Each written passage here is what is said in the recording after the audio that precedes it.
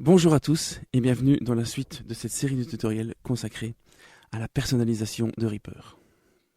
Dans cette partie, nous allons nous concentrer sur le thème ou le skin que nous allons choisir pour notre configuration, ainsi que certains paramètres d'apparence. Dans Reaper, vous pourrez constater qu'il est possible, via les ressources et le stash, de télécharger des thèmes qui sont pour la plupart créés par des utilisateurs de Reaper qui proposent donc en téléchargement libre des thèmes qui s'adaptent à vos versions de Reaper. Certains thèmes sont faits pour recopier des skins d'autres softs, d'autres sont des créations originales. Quelques exemples ici, si je vais dans Options, Thème, vous verrez que je peux modifier le thème général et l'apparence de Reaper. En effet, je peux revenir au thème de la version 3 de Reaper. J'ai également téléchargé d'autres thèmes disponibles, comme par exemple Rado,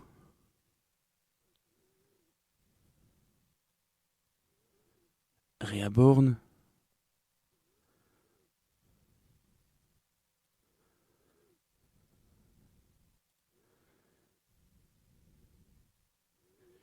une version à moi du thème par défaut modifié,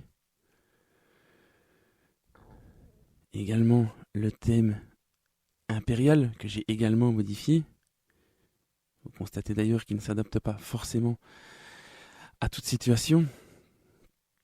Et donc vous avez la possibilité de télécharger autant de thèmes que vous voulez. Alors pour installer un thème, comment faut-il faire? C'est assez simple. Vous téléchargez des thèmes et vous allez dans votre dossier d'installation, vous cherchez le dossier Color Theme, vous recopiez le thème, le fichier qui se termine par .reaper themezip et vous le glissez dans votre dossier Color Theme.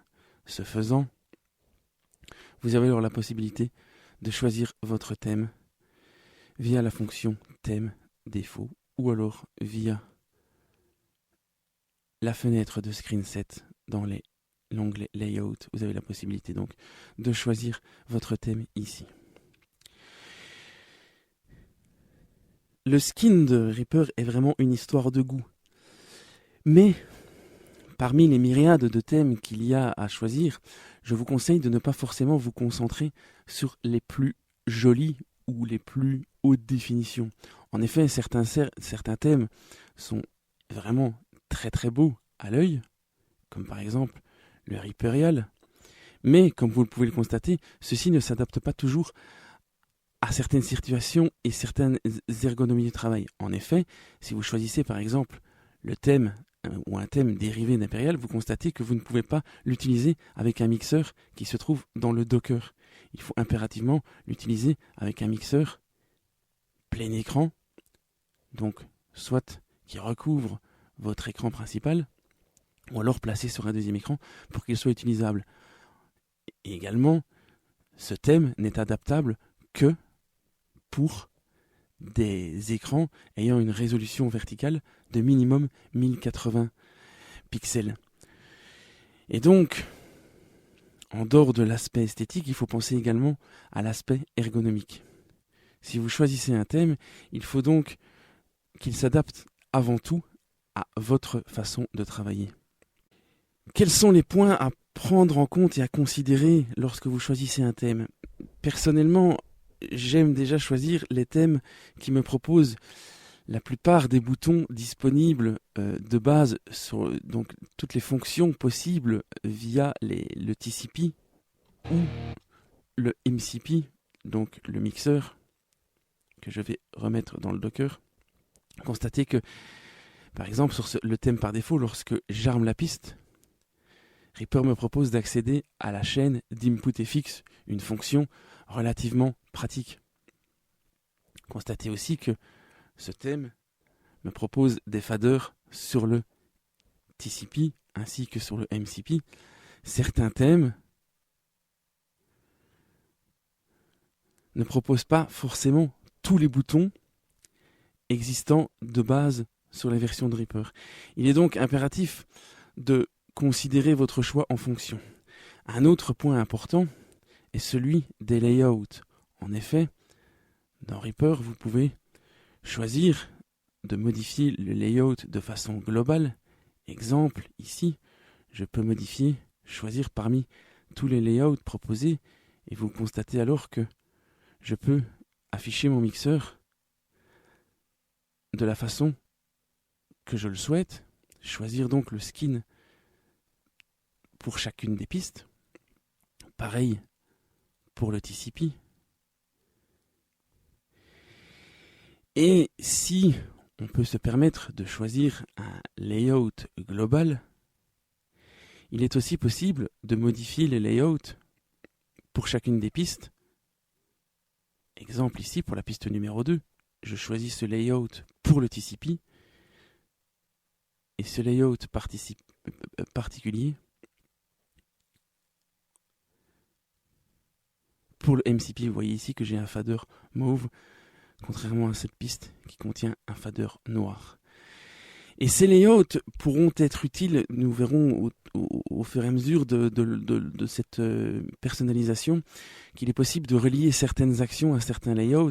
Et donc, on pourrait imaginer une action qui, lorsque vous appuyez sur un bouton, eh bien, toutes les pistes changent de layout pour vous afficher soit un beau grand metteur, ou alors vous réduisez la taille de toutes les pistes du mixeur pour pouvoir afficher plusieurs pistes dans le mixeur, etc. Et donc le choix du layout, du nombre de layouts disponibles dans votre thème a également une importance. Le thème par défaut, qui peut paraître rebutant à la base, a l'avantage d'être très pratique. Cependant, je lui trouve un ou deux défauts, notamment l'absence de layout particulier, tels que les séparateurs, et également, dans certains cas, lorsque les pistes, on le verra plus tard, sont en couleur, on a du mal parfois à voir, en fonction des choix des couleurs, quelle piste est en sélection. Autre point légèrement négatif de ce thème, c'est le fait que lorsque les pistes sont colorées, je vais les colorer d'ailleurs présentement, ici je vais colorer le background rapidement, ainsi que les pistes. Voilà. Un autre point également, donc, comme je disais, c'est que via les préférences et les mouse modifieurs, il est possible d'avoir des fonctions de souris qui ont un comportement différent en fonction du fait que vous pointez la partie supérieure ou la partie inférieure d'un item. Dans ce thème par défaut particulier, il est difficile, dans certaines situations, de visualiser la partie supérieure et inférieure. Notamment, si je zoome ici, vous voyez que il est parfois difficile de cibler le bas du haut de l'item. C'est pourquoi j'ai apporté ma modification personnelle à ce thème, que j'ai appelé Reaper Renault for YouTube. Et vous voyez que ce thème d'apparence semble le même, avec la seule différence que le chiffre de la piste ici est coloré lorsque celle-ci est sélectionnée, ce qui permet une meilleure visualisation lorsqu'on fait des sélections complexes. Un autre point également est que lorsque j'ai un item qui se trouve en sélection, vous voyez que celui-ci se voit attribuer une couleur, et comme vous pouvez le constater, si dans les apparences, préférences, ici, je me permets de modifier légèrement la couleur des items non sélectionnés, mais vous constatez que la partie inférieure est légèrement plus sombre en sélection que la partie supérieure, ce qui nous permet de mieux visualiser les points de mouse modifieur. Je vais le mettre comme ceci même. Constatez donc que la partie inférieure est légèrement plus sombre, ce qui permet donc au niveau des mouse modifiers de gérer plus facilement cet aspect. Constatez également que mon item est agrémenté d'une barre jaune en sélection et la prise, donc chaque item peut contenir plusieurs prises que nous pouvons sélectionner à la volée. La prise qui est en sélection se voit attribuer une barre verte. Je vous mettrai ce thème à disposition et si vous souhaitez télécharger d'autres thèmes, eh bien vous les trouverez sur le Stash. Et à vous donc de choisir le thème en fonction de vos besoins. Je vais revenir sur les couleurs des pistes. En effet, vous voyez ici que donc j'ai affecté certaines couleurs à certaines pistes et constatez que les items suivent la couleur de la piste, que le background de la piste a été coloré. Vous pouvez dans les préférences modifier également ce comportement.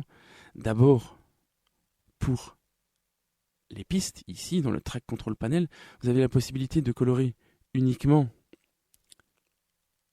l'endroit où le nom de la piste est inscrit. En d'autres termes ici, le background de la piste reste gris comme par défaut et uniquement le nom de la piste est coloré. Vous avez la possibilité de ne colorer aucun élément de la piste, de colorer uniquement le background ou de colorer les deux. Ma version préférée pour ce thème particulier est celle-ci. Autre point, pour les items, vous avez la possibilité de colorer soit le background de l'item, soit la forme d'onde. En effet, vous avez la possibilité de faire en sorte que le background ou la forme d'onde prenne la couleur de la piste, de l'item ou de la prise. Nous verrons dans un peu plus loin qu'il est possible de modifier les couleurs non seulement des pistes mais également des items de façon particulière et également chacune des pistes de façon indépendante.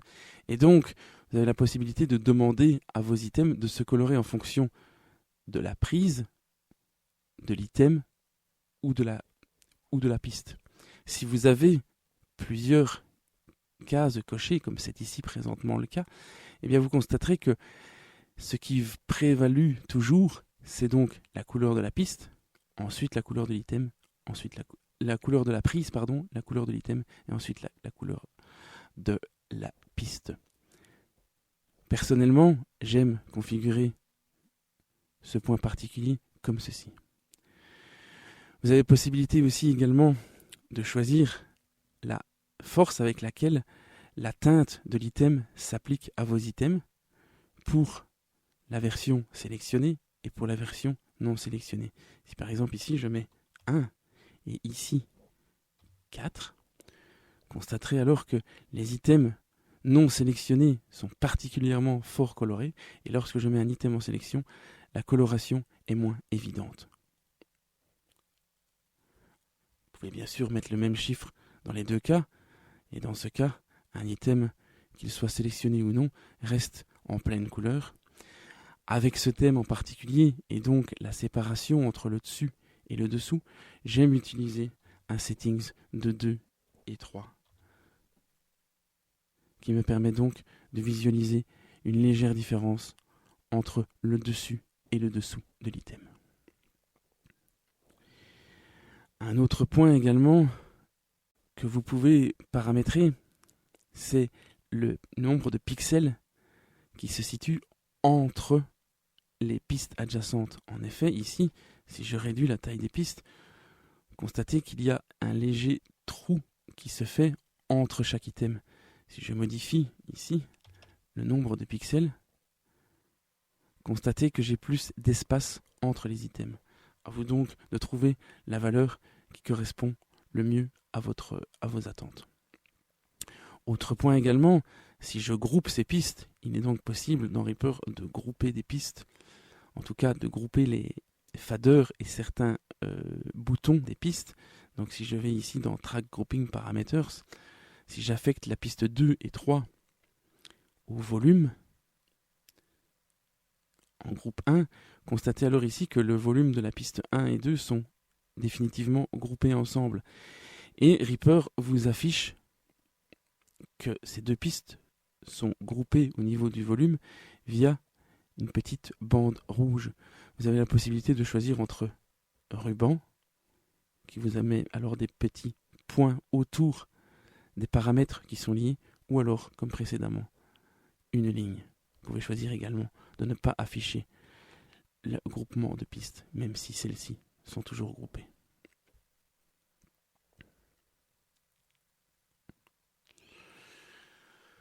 Autre point également qui fait partie intégrante et importante du workflow, c'est la possibilité d'afficher des boutons sur les items.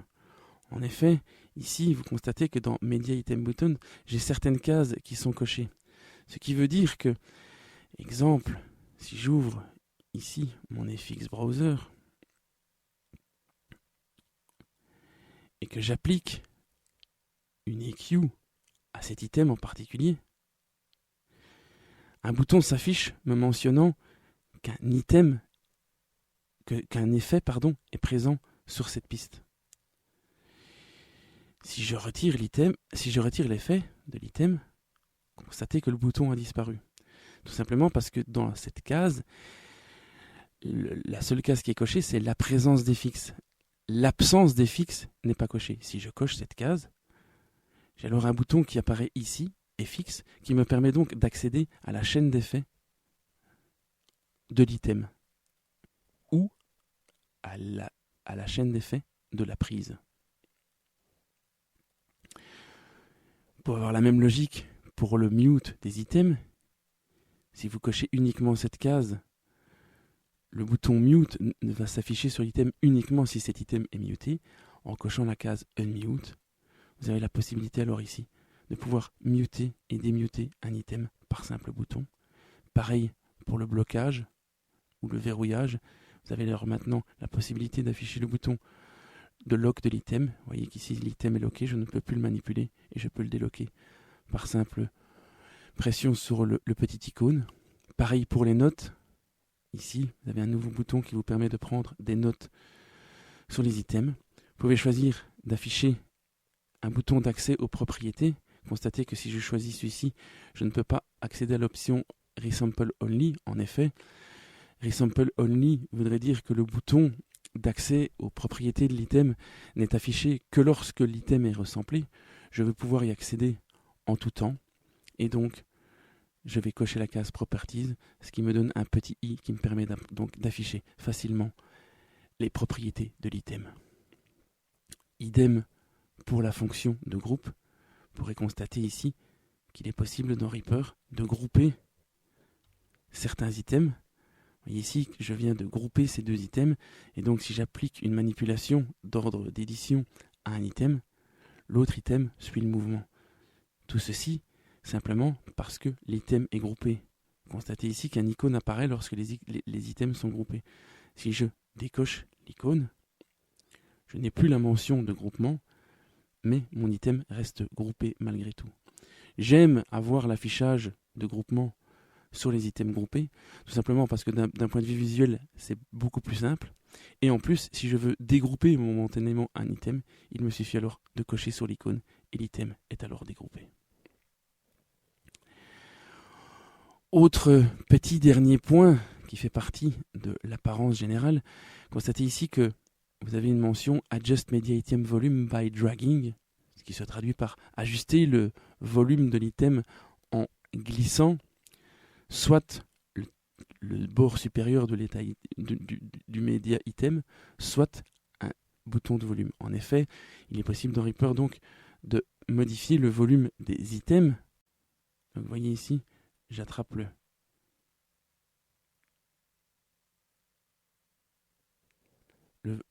la part de volume de l'item et je peux modifier alors son volume. Je préfère personnellement utiliser l'item volume knob qui m'affiche donc un bouton de volume pour chacun des items présents dans mon arrangement. Je peux donc alors modifier très simplement le volume d'un item.